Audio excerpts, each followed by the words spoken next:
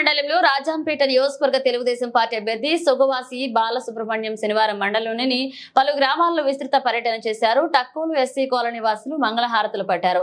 అనంతరం కోదండ రామాలయంలో ప్రత్యేక పూజలు చేశారు. గ్రామస్తులు ఘనంగా శాల్వాతో సత్కరించారు. ఈ సందర్భంగా రాజంపేట తెలుగుదేశం పార్టీ అభ్యర్థి సొగవాసి బాలసుబ్రహ్మణ్యం మాట్లాడుతూ సిద్ధవట మండలంలో ఎన్నికల ప్రచారంలో భాగంగా ఏప్రిల్ 15వ తేదీ సోమవారం నుండి ఇంటింటికి ఎన్డీఏ ప్రభుత్వం ప్రవేశపెట్టిన పథకాలపై కరపత్రాలు పంపిణీ చేస్తామని తెలియజేశారు.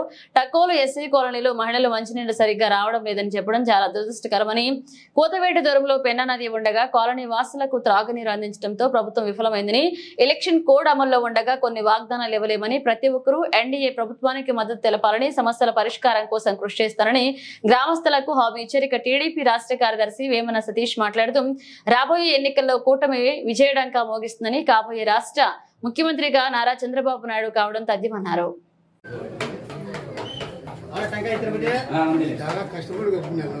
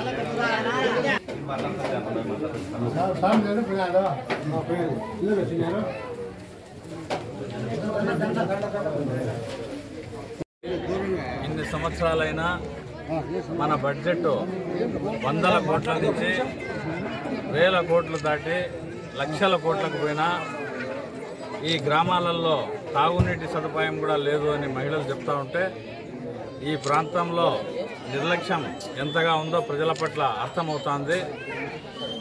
కాబట్టి రాబోయే తెలుగుదేశం పార్టీ అధికారంలోకి వచ్చిన వెంటనే ప్రజలందరి బాగోగులు విచారించి ప్రజలకు మంచినీటి సౌకర్యం కల్పించడం జరుగుతుందని గ్రామస్తులకు మాట ఇచ్చినాము.